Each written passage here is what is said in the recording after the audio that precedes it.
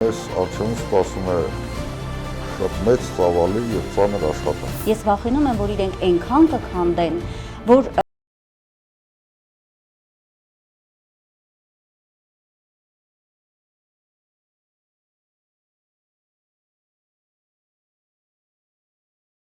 Ազատագրման ժամանակ այն ինչ արեցին այդ տղաները, դա իրոք մարտական և մարդկային սխրանք էր, բայց այս սխրանքը հնարավոր չէր առանց անպատասխան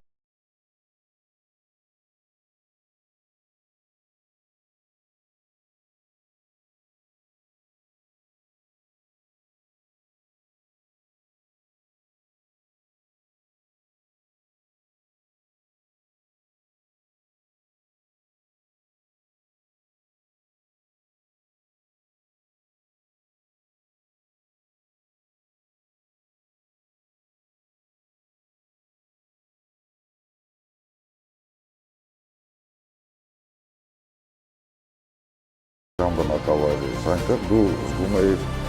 ոչ միայն հաղթանակի հոտը, այլ նաև քո պատմության հոտը։ Ողջույն սիրելի հայրենակիցներ, մենք հաղորդաշարն է եթերում, իսկ այսօր իմ հյուրը Արցախի Հանրապետության նախկին արտաքին գործերի նախարար Կարեն Միրզոյանն է։ Շնորհակալ եմ, պարոն Միրզոյան, հրավերս ընդունելու համար։ Պարոն Միրզոյան, 30 տարի հայ ժողովուրդը Հայաստանում, Արցախում և Սփյուռքում այս օրերին, մայիսի 8, մայիսի 9 տոնում էր մեր պանծալի տոներից մեկը, մեր եռատոնը, որը իր մեջ ամփոփում է 3 տոների կարևորագույն խորհուրդը, դա Շուշիի ազատագրումն է, հենց այսօրն է ազատագրվել մեր բերդաքաղաք, հայոց Շուշին, հայկական Շուշին, Արցախի պաշտպանության բանակի ստեղծումն է և ի վերջո հայրենական մեծ պատերազմի հաղթանակի օրն է ֆաշիզմի դեմ պայքարում, որտեղ շատ մեծ իր դերն ու լուման ունի հայ ժողովուրդը։ Բայց այսօր մի իրավիճակում ենք, երբ մենք ունենք լրջագույն կորուստ, հայրենիքի կորուստ, Արցախը հանձնված է, մեր բերդաքաղաքը օկուպացված է թշնամու կողմից և բնականաբար այսօրվա մեր հարցազրույցը ես պետք է սկսեմ հետևյալ հարցով, որպես Արցախի արտաքին գործերի նախկին նախարար չեմ կարող չհարցնել, թե ինչ զգացողություն ունեք դուք այսօր մայիսի 8, մայիսի 9-ին ընդառաջ, խնդրեմ։ Նախ շնորհակալություն տաղավար հրավիրելու համար, հատկապես այս օրով, եկեք չմոռանանք, որ մայիսի 8-ը հենց այն օրն է, երբ որ հայ ռազմիկը, հայ երկարատև դադարից հետո ոտ դրեց ազատագրված Շուշի, գործողությունը ավարտվեց մայիսի 9-ին, բայց հենց այսօր առաջ կարող եք ասել, որ Շուշին անցավ հայկական ստորաբաժանումների վերահսկողության տակ։ Եվ այդ փաստը իրոք շատ կարծում եմ պատմական նշանակություն ուներ եւ ես համոզված եմ ունի մինչեւ այսօրը։ Պատահաբար չէ, որ այդ օրը հետագայում ստացավ եռատոնի անվանում, որտեղ հենց այդ մարտերի արդյունքում կոփվեց Արցախի ստեղծվեց եւ կոփվեց Արցախի պաշտպանության բանակը, հենց այդ Շուշիի ճակատամարտում ունեցած հաղթանակներով Արցախի բանակը հայտ ներկայացրեց լինելու տարածաշրջանում կարևորագույն անվտանգային գործիք ու հավանենք դա թե չհավանենք, բայց երկար տասնամյակների ընթացքում Արցախի բանակն է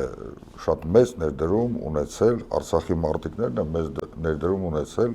ողջ տարածաշրջանում խաղաղության եւ կայունության ապահովմանը։ Եվ ես կարծում եմ պատահաբար չէր նաեւ, որ այդ օրը համընկավ նաեւ հայրենական մեծ պատերազմում մեր հաղթանակի օրվա հետ, որտեղ ի վերջո Շուշիում գրոհի գնացող տղաների հայրերը եւ պապերն էին այդ հաղթանակը ապահովել եւ յուրատեսակ շղթա կար, հաղթանակած հայրերի եւ պապերի զավակներն ու թոռներն էին գնում գրոհելու եւս մեկ անգամ ցույց տալու, որ հայ զինվորը դեռ կա, հայ զինվորը պատրաստ է կռվել իր հայրենիքի, իր ազգային շահի համար։ Այսօր իհարկե իրավիճակը փոխվել է, դուք շատ դիպուկ նկարագրեցիք այն տխուր պատկերը, որը մենք ունենք, բայց ես համոզված եմ, որ այսպես չի կարող երկար տևել, վաղ թե ուշ գալու է սթափության պահը երբ որ մենք հասկանանք, թե ինչ կորուստներ ենք մենք ունեցել եւ ինչ է պետք անել այդ կորուստները, թեկուզ ինչ չափով հատուցելու, դրանց տեղը լրացնելու համար։ Ընդհանրապես պետությունները, ազգերը ապրում են հենց այդ հույսով, ապագայի հանդեպ, հա, եւ այդպես պետք է լինի, բայց ես չգիտեմ այսօր մենք ինչ իրավիճակում ենք, մեր կոտրված մեջքը դեռ պատերազմից հետո դեռ մենք կարծես թե չենք շտկել եւ իշխանությունը այն խումբը, որը իշխանության ղեկն իր ձեռքին է պահել, կարծես թե որևէ ցանկություն էլ չունի, որ հայ ժողովրդին տանի այդ նպատակների իրականացման ճանապարհով Արցախի ազատագրում, Շուշի ազատագրում, ես չեմ տեսնում այդ ընթացքը եւ շատ հաճախ երբ իմ հյուրերը շատ հաճելի է որ նման լավատեսություն է արտահայտվում թե վաղ թե ուշ հետ ենք բերելու, վաղ թե ուշ լինելու ենք Շուշիում, ես ուզում եմ միշտ հասկանալ ինչպես, քանի դեռ այս իշխանությունն է դա հնարավոր է։ Գիտեք, հասկանում եմ ձեր թերահավատությունը, որտեղ իրոք այսօրվա իրավիճակը, երբ որ ականատես ես այդ ամենին, տեղ ունեցող գործընթացներին, իրոք հոռետեսական տրամադրություններ են քո մեջ արտանում, բայց մյուս կողմից մենք անցել ենք, մեր ժողովուրդը համենայն դեպս անցել է բազմաթիվ փորձությունների, կորուստների միջով մենք կարողացել ենք պահպանել ոչ միայն մեր գոյությունը, այլ երկարատև դադարներից հետո թեկուզ փոքր չափով, բայց վեր գտնել մեր կորսվածը։ Կարևորը, որ մենք հասկանում ենք, որ 20 թվականին մենք եւ դրան հաջորդած տարիներին մենք իրոք կորսեցինք ոչ միայն ինչ-որ պայմանական հողի մի կտոր, պայմանական ինչ-որ շինություններ եւ այլն, այլ կորսեցինք մի կտոր հայրենիք։ Կորսեցինք մի երկրամաս, որը իրոք Հայաստանի, կարելի է ասել, իմ կարծիքով, դա Հայաստանի այն ողնաշարն էր, որը պահում էր Հայաստանի թե անվտանգությունը, թե ռազմի դաշտում, թե բարոյական հոգեբանական առումով, եկեք չմոռանանք, որ վերջի տասնամյակներում, այսինքն ողջ նոր անկախ մեր պատմության շրջանում Արցախյան հարցը, Արցախի շուրջ այդ ձևավորված այդ պատումն էր մեզ պահող եւ առաջ տանող գաղափարախոսությունը։ Այդ առումով ես կարծում վաղ թե ուշ մենք վերադառնալու ենք ակունքների։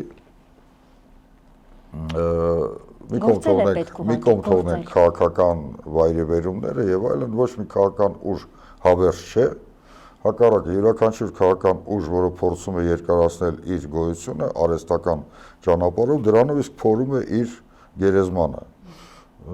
որի ականատեսն ենք կարծես թե մենք դառնում վերջի շրջանում։ Ուղղակի պետք է հասկանանք, որ մեզ առջևում սպասում է շատ մեծ ծավալի եւ ծանր աշխատանք։ Եթե մենք պատրաստ ենք այդ աշխատանքի, եթե պատրաստ ենք հանուն մեր գաղափարների աշխատել, ջանք չխնայել, ես կարծում եմ ամեն ինչ հնարավոր է։ Իմ վատատեսությունը կամ հուսահատությունը կամ գուցե ոմանց դիտարկմամբ իրատեսական մոտեցումը, հա, որտեղ ասում են, այսպես ռոմանտիկ պետք չէ լինել, հա, այս իրավիճակում, ծնվում է նրանից, որ այս մարդիկ այսօր այնքան են քանդում տարիների ստեղծած այդ հիմքերը հիմնահատակ են քանդում, հասել են մեր ինքնության արմատներին, իմ վախն այդ տեղից է գալիս, պարոն Միրզոյան։ Ես վախենում եմ, որ իրենք այնքան կքանդեն, որ անհնար կլինի հաջորդ եկող իշխանության համար, ոնց են ասում, քարը քարի վրա դնել, մեր արտավազ թագավորի խոսքը հիշեցի, ես ավերակների վրա ինչպես թագավոր ենք, չէ՞, էդ էլ է պատմության մեր մի հուշ, որը մեզ կարող է այսպես ինձ սարսափեցնում է այդ միտքը։ Ես ինչ-որ ընդհանուր առումով իհարկե կիսում եմ ձեր այդ մոտեցումը, այդ որ ահազանգը, որ դուք հնչեցնում եք, բայց եկեք չմոռանանք, որ ինքնությունը ի վերջո դա ինչ-որ սոսկ մի վերացական երևույթ չէ, որը կարելի է ուղղակի վերցնել եւ այն նրա հետ անել այն ինչ որ դու ցանկանում ես։ Մտածողություն փոխելով չեն կարող։ Յուրաքանչյուրիս մեջ է։ Այո։ Ինքնության կարողը մենք ենք, դուք, ես, փողոցի անցորդները, հասարակ մահկանացուները, մարդիկ, որոնք երբեք նույնիսկ կարող ինքնության մասին չխոսան։ Պարտադիր չէ, որ մենք նստենք եւ ամեն օր խոսանք ինքնության մասին, հակառակ դա անբնական է։ Պետք է ուղղակի այդ ինքնությունը քո մեջ կրես։ Քանի դեռ մենք կրում ենք այդ ինքնությունը, քանի մենք ապրում ենք որոշակի բարոյական նորմերով եւ կանոններով, հա, այդ ինքնությունը պահպանվում է։ Շատ լավ, անցնենք առաջ, ես ուզում եմ հետևյալ հարցը տալ որպես դիվանագետի, չեք կարծում այնուհանդերձ այսօր որպես Շուշիի նաև մեր ազատագրված Շուշիի օր, որը մենք չենք կարող երբեք այդ լուսավոր էջը այսպես մոռանալ, հակառակը անընդհատ պիտի խոսենք, որպեսզի ինչպես դուք եք ասում, հաղթանակների օրը գա, հիմա ռազմական գործիչների լրջագույն ձեռքբերումը, փայլուն հաղթանակը, Շուշիի հաղթանակը փայլուն հաղթանակ էր, հա, կարող ենք ասել, որ դիվանագետները մսխեցին, քաղաքական գործիչները մսխեցին։ Գիտեք, դա ինձ հիշեցրեց մի 2 տարի առաջ կարծես թե կրկին նման մի խոսակցություն էր շրջանառվում հանրային դաշտում, թե ի վերջո ով է պատասխանատու պարտության համար, զինվորականը, թե քաղաքական գործիչը, թե դիվանագետը, հա, յուրաքանչյուր մարդի փաստարկներ բերում եւ այլն, գիտեք, ասում են հաղթանակը բազմաթիվ ծնողներ ունի, չէ, իսկ պարտությունը որփուկ է, չէ, նման մի խոսք կա կարծես թե, հիմա դա շատ լավ նկարագրում է այս իրավիճակը։ Կարծում եմ, թե մեր հաղթանակներում, թե մեր պարտություններում մենք բոլորս ունենք մեր պատասխանատվության մասնաբաժինը։ Բոլորս ենք մենք։ Եկեք չմոռանանք, որ այո, Շուշիի գրավման, ազատագրման ժամանակ այն ինչ արեցին մեր տղաները, դա իրոք մարտական եւ մարդկային սխրանք էր, բայց այս սխրանքը հնարավոր չէր առանց համապատասխան քաղաքական աշխատանքի, այս սխրանքը հնարավոր չէր առանց մեր հասարակ մահկանացուների այն անսահմանափակ օժանդակության, որը այդ օրերին, այդ շրջանում ուղղակի գնում էր դեպի այդ տղաները։ Այո։ Հիշում եք, չէ՞, դա իրավիճակը թե Հայաստանում, թե Արցախում այդ օրերին, երբ որ մարդիկ ուղղակի օրվա հացի վաստակելու խնդիրն էին հանդիպում եւ անտրտունջ, որտեղ մարդիկ գիտեն, որ ինչ որ անհրաժեշտ է գնում է դեպի ռազմաճակատ, դեպի այն տղաները, որոնք իրենց արյան գնով փորձում են փրկել հայրենիքը։ Այո։ Եվ այդ փուլում, երբ կար այդ մտածողությունը, մենք հաղթեցինք։ Այդ փուլում մենք հաղթեցինք, բայց եկեք չմոռանանք, որ մարդկային հոգեբանությունը այդպեսին է, որ երկար ժամանակ գտնվել այդպիսի, հա, հուզումնալից վիճակում, զգացումների լարման կիզակետում շատ դժվար է։ Այնուհետ մենք կարծես թե համարեցինք, որ հարցը լուծված է, կարելի է այլ խնդիրներով զբաղվել։ Թուլացանք։ Ինչ է չարեց մեր թշնամին։ Մեր թշնամին ոչ թե չթուլացավ, այլ մեր թշնամին միտումնավոր շարունակում էր պատրաստվել հետևողական կերպով, պետք է ասել, որ բավականաչափ երկար մենք կարողանում ենք պահել ուժերի բալանսը, կա մի տարածված խոսույթ, որ Հայաստանը ու Արցախը ուշադրություն չէին դարձնում պաշտպանությանը եւ այլն, բայց իրականում մեզ հաջողում էր բավական երկար ժամանակ մի շարք համալիր քայլերի շնորհիվ ավելի փոքր ծախսերով, ավելի փոքր ջանքերով ապահովել այնպիսի ուժերի հարաբերակցություն, այնպիսի ուժային բալանս, որը թույլ է տալիս ապահովել Արցախի եւ Հայաստանի խաղաղ զարգացումը։ Եվ դա շատ կարևոր էր, այսինքն եթե նայում ես, այսինքն այսօր որոշ քաղաքագետների սիրած զբաղմունքն է, չէ, հանում են ծախսերի վիճակագրությունը եւ ասում են, բա տեսեք իրանք ինչքան են ծախսում եւ այստեղ ինչքան է ծախսում, բայց ամեն ինչ չի բացատրվում թվերով, հա։ Թվերը սոսկ ինչ-որ մի գործընթացի ցուցիչ են, այստեղ շատ կարևոր է նաև թե դրան զուգահեռ ինչ դիվանագիտական աշխատանք էր տարվում, ինչ իրավիճակ էր տիրում երկրի ներսում, երկրի հարևանությամբ եւ այդ ամենը երբ որ համադրում ես, ապա բավական բոլորովին այլ պատկեր է ի հայտ գալիս։ Բայց պարոն Միրզոյան, այնուհանդերձ անցած տարիների մեջ մինչև 2018-ը, որ ես անկեղծ ասած մեր պատմության համար համարում եմ աղետալի շրջան 18-ից սկսած, հա, այս կողմը, որտեղ այն ինչ տեսնում ենք իրապես աղետ է, հայրենիքի կորուստ անդադար եւ շարունակվում է։ Ինչ քայլ այնուհանդերձ որպես դիվանագետ դուք ոնց եք գնահատում, ինչ քայլ չարվեց, որը հնարավորություն չէր տա, որ ցանկացած ոք որևէ արկածախնդիր անց, որևէ արկածախնդրություն իրականացվեր Արցախի հարցում եւ կբռներ ցանկացած ավանտյուրիստի ձեռք դրսից թշնամու կողմից արկածախնդրություն թե Հայաստանից։ Այսինքն գուցե պետք էր արվեին որոշակի այն քայլերը, որոնք թույլ չէին տա, որ որևէ մեկը, որևէ թիմ, որևէ խմբակ ապագայում, եթե գար իշխանության, մտքով իսկ անցկացներ եւ կարողանար իսկ հնարավորություն ունենար գործով հանձնելու Արցախը թշնամուն։ Ինչու չարվեցին այդ քայլերը։ Կարող էին արվել, թե չկային նման քայլեր։ Կանխելու արկածախնդրությունը հնարավոր, հա, այսպես։ Իհարկե հնարավոր է ինչ-որ քայլ։ Նայեք, պատմությունը եթեականություն չի սիրում։ Եթե այսպես արվեր, այնպես կլներ, պատմությունը այն է, ինչ մենք ունենք, հա։ Եվ փաստը մնում է փաստ, որ հայ ժողովուրդը իր զարգացման ընթացքում ապրեց նաև այսպիսի մի փուլ, երբ որ հայտնվեցին, եկեք պայմանական ասենք, կեղծ մարգարեներ, որոնք բոլորովին այլ արժեքներ մատուցեցին եւ այդ կեղծ արժեքների հետևից գնալով մարդիկ հայտնվեցին այս իրավիճակում, հա։ Այսինքն խոսքը գնում է ոչ միայն Արցախի կորուստյան, մենք տեսնում ենք նաև որ այդ այսպես կոչված, հա, 18 թվականի այդ հեղաշրջումը, հեղափոխությունը, ինչ այդ հանրային այդ ակտի ընթացքում նաև բազմաթիվ այլ խոստումներ տրվեցին, գունավոր հեղափոխություն, բազմաթիվ այլ խոստումներ տրվեցին, որոնք հիմնականում վերաբերում են սոցիալական արդարությանը, կաշառակերության արմատախիլ անելուն, բազմաթիվ նոր բարոյականության, հա, քաղաքական կյանքում նոր բարոյականության ձևավորմանը,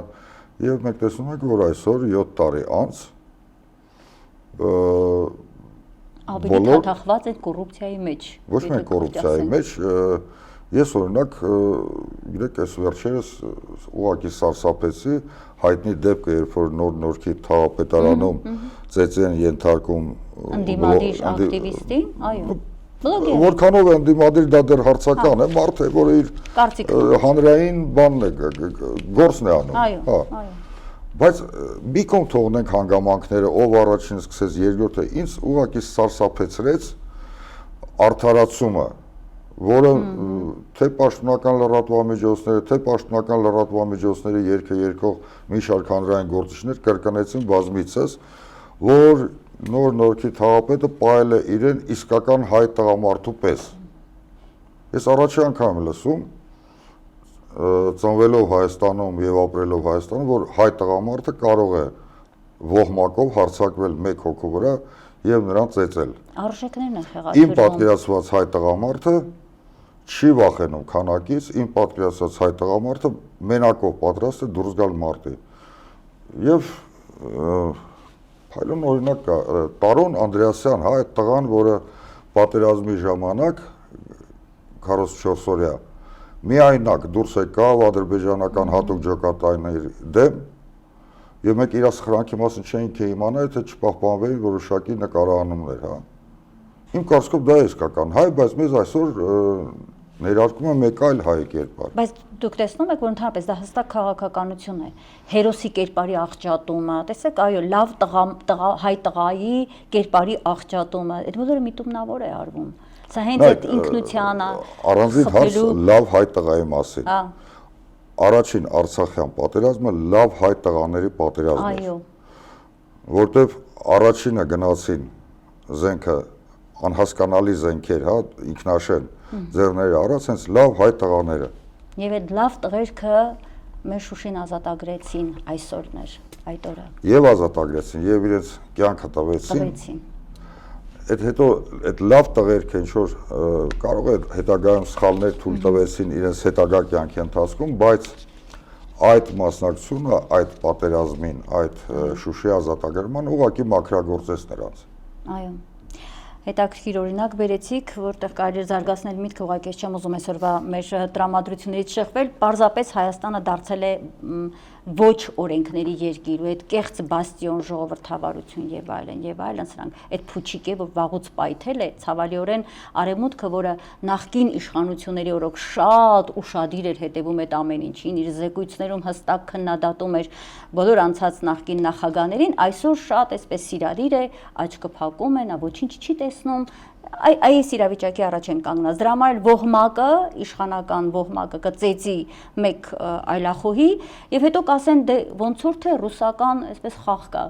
դա էլ լսեցիք չէ, Արամ Զավենի Սարգսյանի շատ տարօրինական հասկանալի դիտարկումը, պարզվեց Արթուր Չախոյանը ռուսական այսպես համարյա սարքեցին գործակալ։ Հա, եթե չեմ սխալվում, կապեցին նույնիսկ Ուկրաինա կատարած շորայցի հետ, գիտեք, եթե կհիշեք Թաղապետի Ուկրաինա կատարած այցի հետ։ Կհիշեք կար հին խորհրդային կինո, մանկական, Ծուռ հայելիների թագավորություն։ Ալիսան։ Հա։ Չէ, եթե չեմ սխալվում մուլտֆիլմ էր։ Բանը այսօր մենք իրոք կարծես թե ապրում ենք Ծուռ հայելիների թագավորությունում։ Ամեն ինչ գլխի վայր է։ Այո։ Շարունակենք, իդեպ ուզում եմ անդրադառնանք Արարատ Միրզոյանի 3 արած հայտարարությանը, շատ հետաքրքիր է, այս իշխանությունը շարունակում է բոլորի վրա նորից այդ մեղքը բարթելու, դա իրենց արդեն քաղաքական գիծն է հստակ, մեկ ռուսներն են, մեկ չգիտեմ, երևի ամերիկան է, չգիտեմ, բոլորը մեղավոր են, իհարկե առաջին մեղավորները նախագահներն են անցած, երկրորդ նախագահն է մեղավոր, երրորդ նախագահն է մեղավոր, դուք բոլորդ մեղավոր եք, պարոն Միրզոյան։ Եվ ինչու, միանշանակ, եւ ինչու է հիմա օրինակ Արարատ Միրզոյանը ինչ է ասում, ստիպված եմ ասում է արձանագրել մի բան, որը հանրահայտ փաստ է, մյուս կողմից համապատասխան պաշտոնյաները մեզ տևական ժամանակ համառորեն չեն ասել, երևի որ տրամադրություններս չընկնի։ Եվ այդ փաստը հետևյալն է, որ Հայաստանի Հանրապետությունը երբեք չի ճանաչել Լեռնային Ղարաբաղի Հանրապետությունը, հա, չեք ճանաչել, էլ ինչ եք ուզում, պարոն Միրզոյան, չեք ճանաչել, այս մարդիկ էլ ասում են, դե ճիշտ է, գնացել եք ոչ միայն չեք ճանաչել, այլև ճանաչել եք Ադրբեջանի տարածքային ամբողջականությունը ԽՍՀՄ փլուզման պահին, հա, այդ սահմաններով եւ հղում է նորից անում հայտնի այդ տխրահռչակ Ալմաթայի հռչակագրին եւ ասում է Ավելին մենք փոխադարձ միմյանց տարածքային ամբողջականությունը ճանաչելու այս շատ հիմնարար սկզբունքը հստակորեն արտահայտված է ԼՂՀ հակամարտության բանակցային բոլոր փուլերում, գործընթացի բոլոր փուլերում եւ այդտեղ հստակ ասում է, որ ըստ Արարատ Միրզոյանի, նաև մադրիդյան սկզբունքներին հղում տվեց, ասեց, այդտեղ էլ է նշված տարածքային ամբողջականությունն է, մյուսը ինքնորոշման իրավունքը, սակայն տարածքային ամբողջականության շրջանակում։ Ահա, այսպիսի մանիպուլյացիա, այսինքն մենք միշտ խոսել ենք տարածքային ամբողջականության ինքնորոշման իրավունքի մասին։ Այժմ Արարատ Միրզոյանը հայտարարում է տարածքային ամբողջականություն, բայց ավելի ճիշտ կներեք, ինքնորոշման իրավունք Ադրբեջանի տարածքային ամբողջականության շրջանակում, այսպիսի ձևակերպում ձեր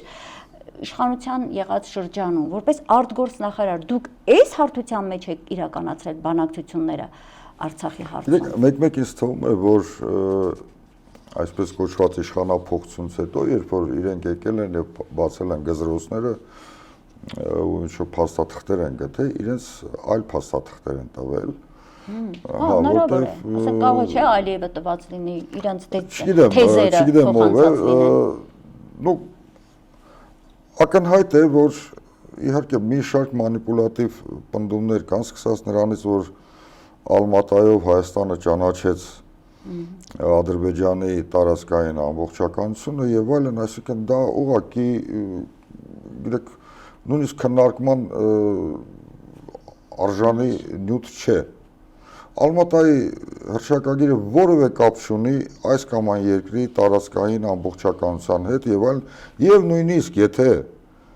լավ ընդունենք այն փաստարկը, որ իրենք ինչ-ինչ բաներով գտել են, որ դա տարածքային ամբողջականության մասն էր, այսինքն դա նշանակում է, որ դու հիմք ես ընդունում խորհրդային օրենսդրությունը։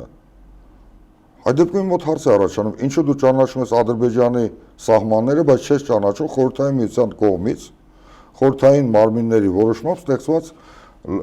լղիմ սահմանները։ Ինչու ես դու համաձայնում, որ լղիմը լուծարվի։ Չի կարելի, գիտեք, օրենքը չի կարելի դիտել մեկնաբանել ընտրովի եւ աղճատված ձևով։ Ցանկացած օրենք, ցանկացած միջազգային իրավունք ոլորտ դա մի ամբողջություն է։ Եթե դու ասում ես, որ խորհրդային միությունից մնաց ժառանգությունը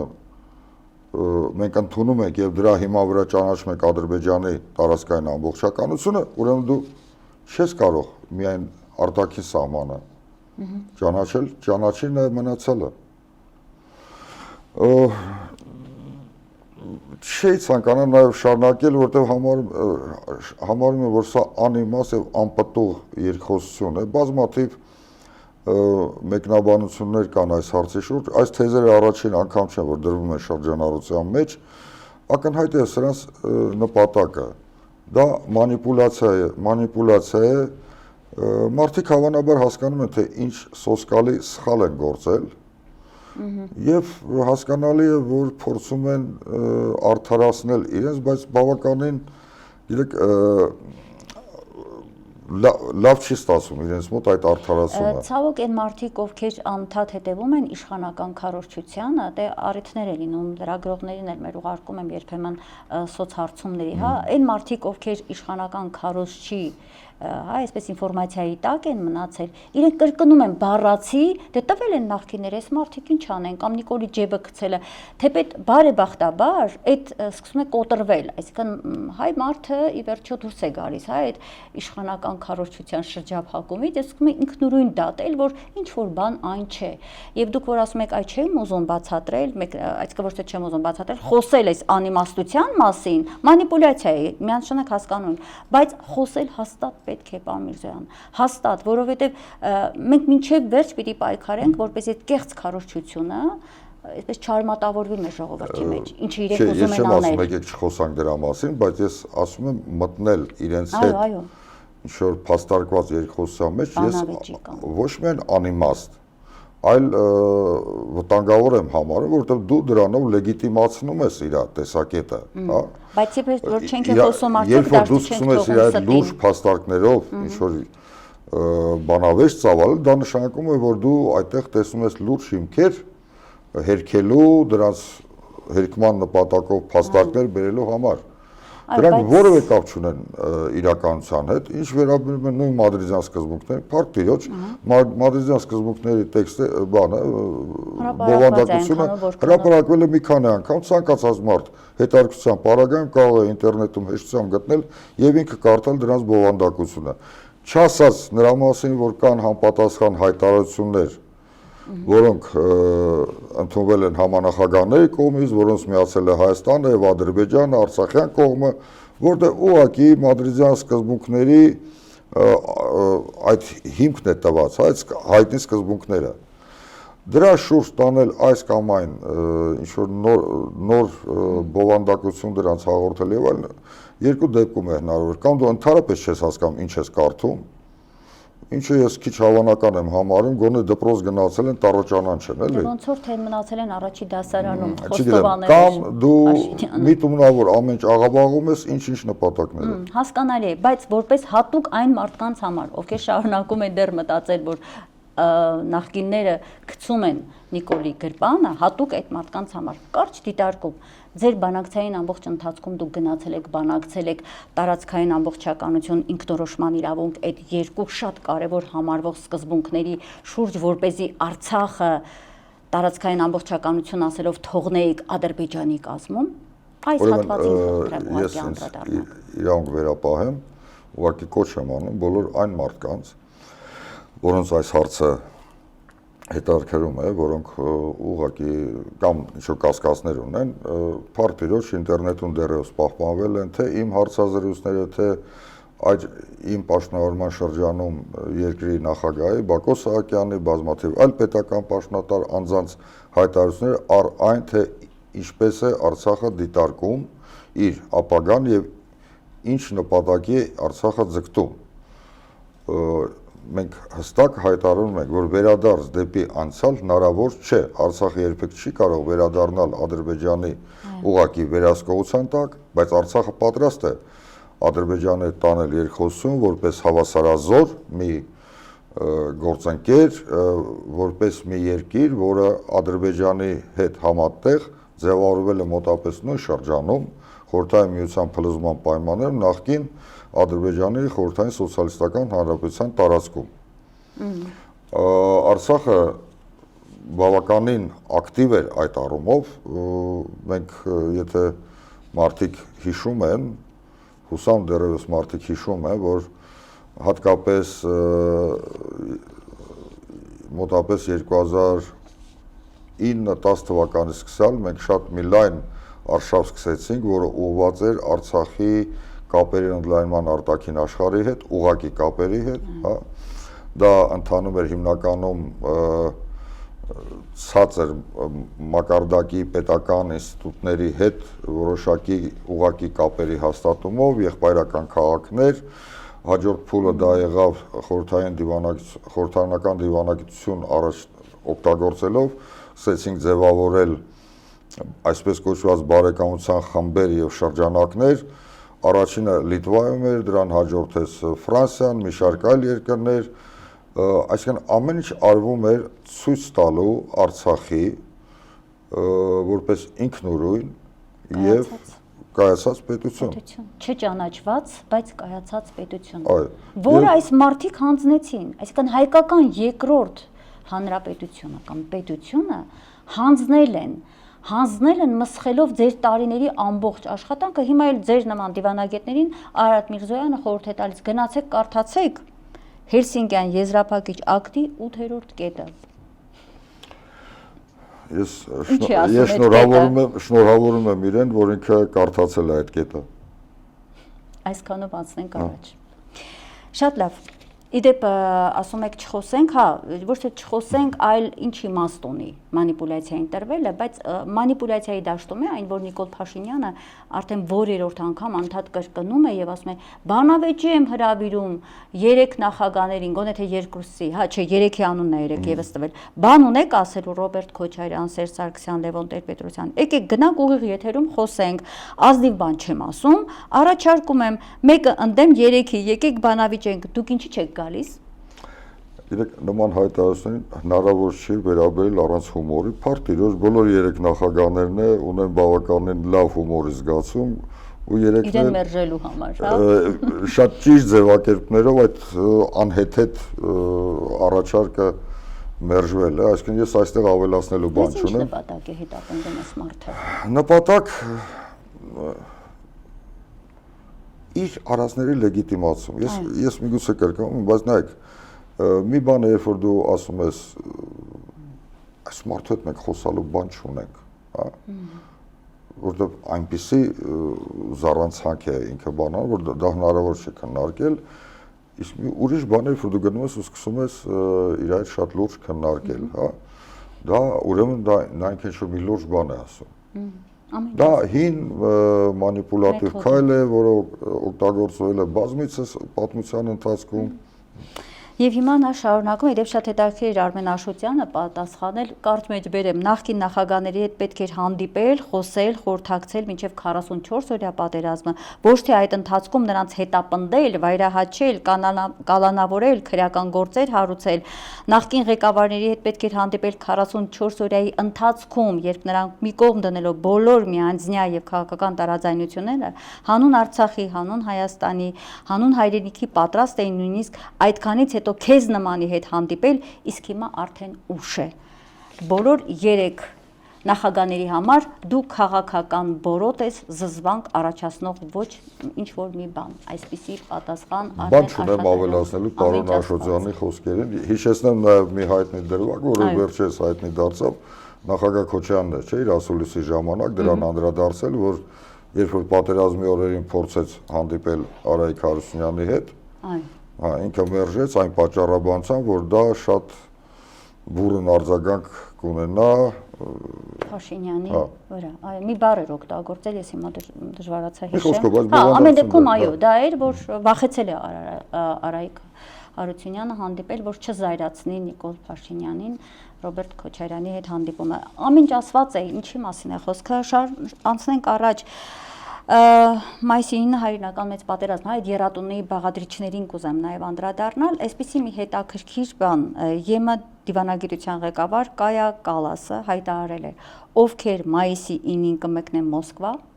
հաղթանակի շքերթին մասնակցելու հետևանքներ եմ խոստանում։ Սա մի տեսակ սպառնալից, այսպես բան հնչեց, շատ հետաքրքիր էր այդ հայտարարությունը, հասկանալի է հակառուսականության դաշտում, բայց ես կուզեմ այդ հայտարարությունը դիտարկենք Ալիևի քայլով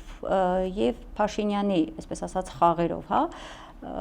Ալիևը հրաժարվել է մասնակցել, ինչը դիտվեց անհարգալից վերաբերմունք Ռուսաստանի եւ հենց Պուտինին նկատմամբ։ Հետաքրքիր խաղ է խաղում Փաշինյանը, ինքը գնում է, բայց հայկական զորախումբ չի ուղարկելու։ Այստեղ էլ ուզում հասկանամ ինչ խաղ է գնում, այնուհանդերձ իրանք կատարում են ԵՄ դիվանագիտության ղեկավարի այդ անձնավորության հրահանգը չգնալով կամ այսպես կիսատ պռատ գնալով, եւ սա ինչ հետևանք կարող է ունենալ նաեւ մեր համար Ռուսաստանի հետ հարաբերություններում։ Հայկական զորախումբը ինչի չի մասնակցում այն միջոցառմանը, որը մեր պապերի այրամբ ձեռք բերված հաղթանակ է, ասենք ինչու։ Իրեք, քանի որ որևէ առնչություն չունեմ հասկանալի պատճառներով այդ հարցերի վերաբերյալ որոշում ընդունելուն կամ ինչ որ քննարկումներին, բավական դժվարանում եմ ազնվորեն հստակ ասել, որ դա արվել է այս պատճառով եւ ասենք այդ Կալասի այդ խոսքերը պետք է ընդունել որպես լուրջ սպառնալիք եւ այլն, բայց փաստը մնում է փաստ, որ մենք որ տեղի է ունենում մի պատմական իրադարձության շուրջ,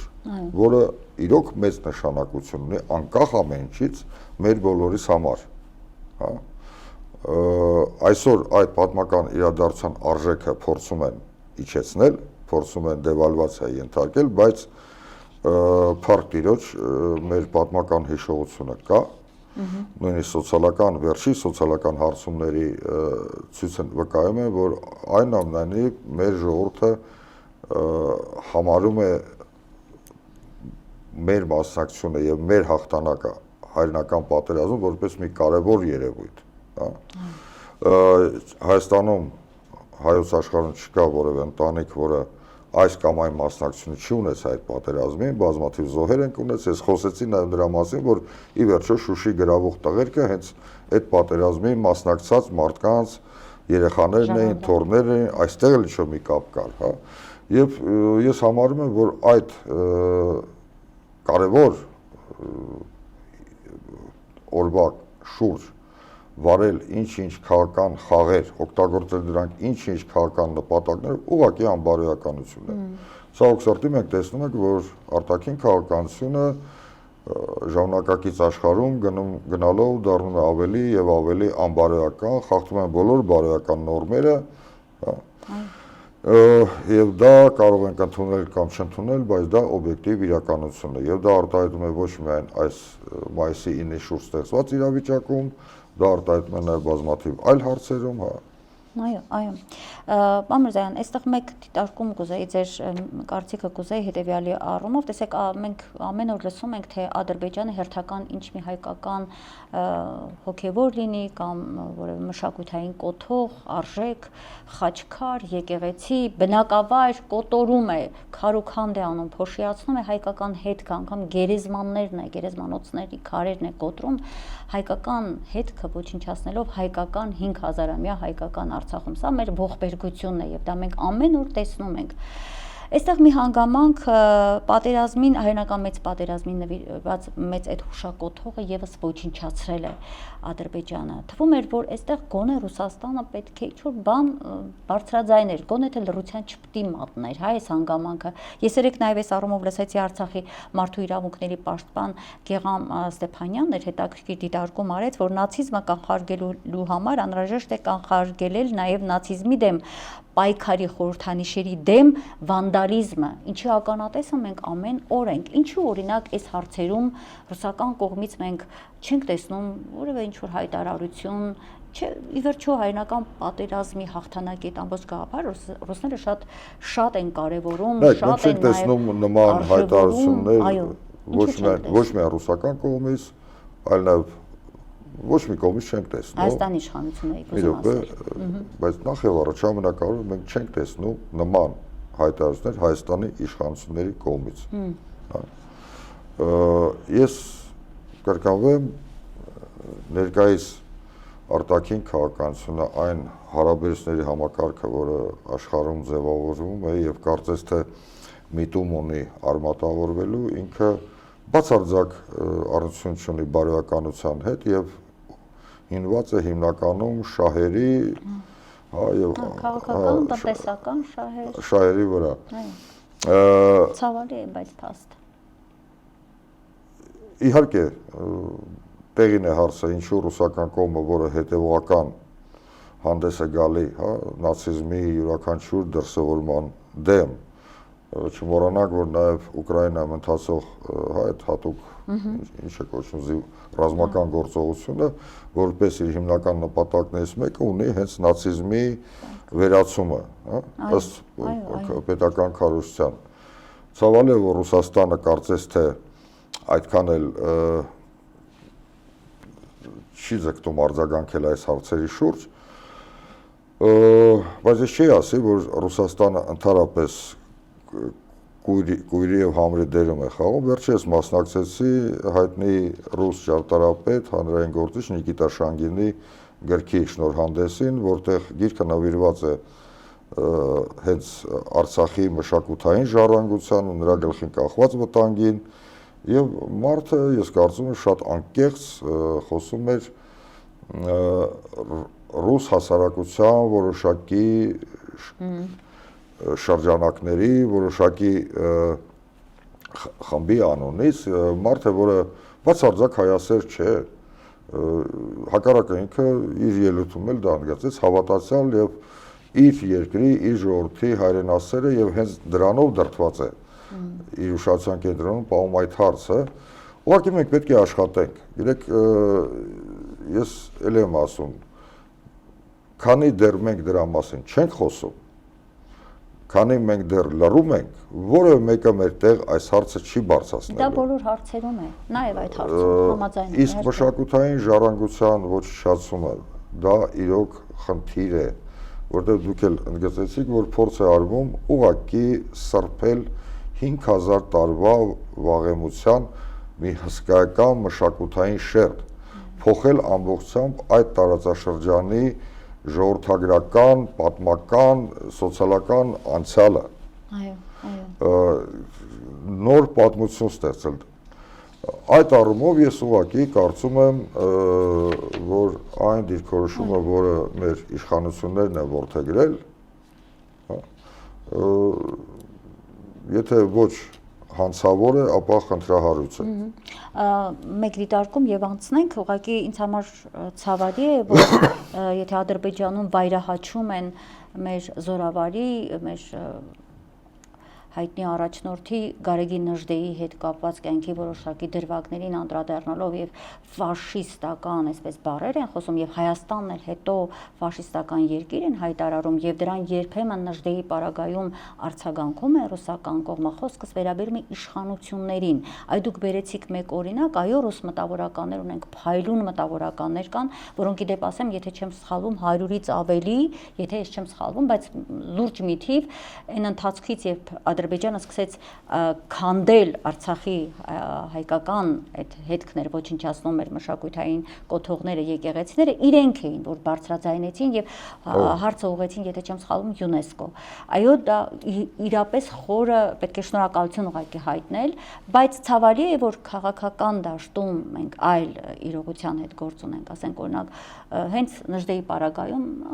խոսքոզրույցի թեմա դառավ, իրենք էլ այսպես սկսեցին քննարկել, ընդհանուր մինչև որ պետք է հեռացնել, այսինքն Ադրբեջանի ջրաղացին ջուր լցնելու գործընթացի հետ էլ գործ ունենք, իհարկե դրա պատասխանը տվեցիք քաղաքականություն, շահեր, տնտեսական շահեր։ Սա է խնդիրը, անցնենք առաջ, այդ որ ասում եք շերտը վերացնել, նոր պատմություն ստեղծել, կուզեմ նաև անդրադառնալ Ադրբեջանի այդ խայտառակ թեզին, որ երբեմն մենք էլ ենք, այսպես քննարկելով ակամա մենք էլ բերում ենք դաշտ, բայց չքննարկել էլ չեն կարող արևմտյան Ադրբեջան։ Այդ խայտառակությունը, որ իրենք սկսեցին հանդգնել Արցախը զավթերուց հետո ավելի ակտիվ շրջան առել, հիմա էլ ասում են մենք այն ժամանակ էինք փակ էինք պահել այդ ծրագիրը, որ կարողանանք Արցախը վերադարձնել, որ չխանգարեր այդ թեման, եւ հետո արդեն մեջտեղ բերենք, բացահայտորեն ասում են, որ մենք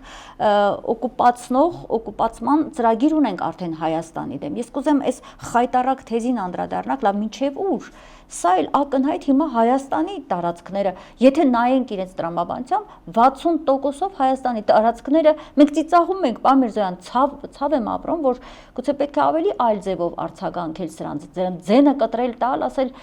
100 տարվա պետություն ունեք ընդամենը, հա, ճիշտ եք, բավանց պիտի անենք։ Եկեք սենց, այն, որ այսպես կոչված արևմտյան Ադրբեջանի այդ թեզը արհեստականորեն նետվել է քաղաքական դաշտ պատերազմից հետո, դա փաստ է, այն, որ դա օգտագործում է Ադրբեջանի ինչ-ինչ նկարտումները սպասարկելու համար, դա նույնպես փաստ է, փառք տիրոջ մարդիկ չեն թաքցնում, հա։ Դուք էլ նոր ասեցիք, որ մենք այդ հատուկ հիմա մեջտեղ բերեցինք, որովհետև մենք նպատակներ ունենք ինչ-որ բան ստանալու։ Ամբողջ Հայաստանը կլանելու։ Խոսքը գնում է նրա մասին, որ այո, մենք կարող ենք ահազանգել, հա։ Հիմա եկեք այս ուղի եթերում ահազանգենք, ասենք, որ դա վտանգավոր է։ Մենք միայնակ չենք, դրա մասին բազմաթիվ մարդիկ ահազանգում են, եւ գիտնականներ, եւ մասնագետներ, եւ հասարակ քաղաքացիներ, որոնք մի քիչ ստապ մտածում են, հասկանում են ինչ հետևանքներ դա կարող ունենալ, բայց եթե պետությունը հանցավոր նիրհի մեջ է, կներեք մենք ինչ կարող ենք անել։ Այսինքն ես մոտապես գիտեմ ինչ կարող ենք անել, ունենանք այնպիսի, պետք է ունենանք այնպիսի պետություն, որը adekvat առաջին հերթին այս իշխանությանը։ Չգիտեմ, հեռացնում ենք թե կարգի ենք բերում, բայց համենայն դեպս պետք է ունենանք այնպիսի պետություն, որը adekvat կարձագանքի բոլոր մարտահրավերներին, այլ ոչ թե ցանկացած մարտահրավերին կպատասխանի ինչ-որ մտածածին խոստումներով եւ ծրագրերով։ Այո, համաձայն եմ միանշանակ բոլոր մեր խնդիրները եւ աղետները, որ այսօր մեր գլխին կանգնած են, նրանով է պայմանավորված, որ այսօր մենք ունենք այսպիսի իշխանություն, պարզապես գործիքակազմերը պետք է հասկանանք, ոնց ազատվել սրանցից, այդ դաշտ ձեզ չեմ ուզում բերել, հարգարժան դիվանագետ, բայց ուզում եմ հետեւյալ հարցին անդրադառնալ, դուք մի առիթով ասել եք, որ վաղ թե ուշ Արցախի հարցի շուրջ տեղի են ունենալու զարգացումներ, որոնց մենք պետք է պատրաստ լինենք։ Կուզեմ մի փոքր բացեք շրջանակները, սա պարզապես լավատեսության հույսերի դաշտից է, թե ավելի հիմքեր կան, այսպես մտածելու։ Ինչ զարգացումներ են, ինչին պետք է պատրաստ լինենք։ Չէ, դուք կարող եք դա անցալել որպես լավատեսություն, բայց սա գալիս է այն համոզմունքից, որ հատկապես դա ասել եմ այն համատեքստում, որ մի պահ այդպես թեզեր առաջ տարին, որ Արցախյան հարցը փակվել է եւ այլս, հա, մի քանի ամիս առաջ էր դեռ անցած տարվա ավարտին էր այս խոսքը։ Արցախյան հարցը չգիտեմ, տուփ չէ, պայուսակ չէ, որ բացես, փակես եւ այլն։ Փոքրի շատ է քաղաքագիտության, սոցիոլոգիայի ծանոթ մարդիկ մոտապես պատկերացում ունեն, թե ինչպես են առաջանում այդ կարգի հակամարտությունները, կոնֆլիկտները, ինչ շարժիչ ուժեր են ունենում եւ այլ, եւ ինչպես են դրանք մարում։ Եվ փոքրի շատ է պատկերացում ունեցող մարդիկ, որոնք կարողացել են ըմբռնել, հա, ինչ-որ այդ բովանդակությունը, գիտեմ, որ ցանկացած փորձ փաթաթել արհեստական լուծում ոչ թե չի լուծում այդ խնդիրը, այլ հակառակը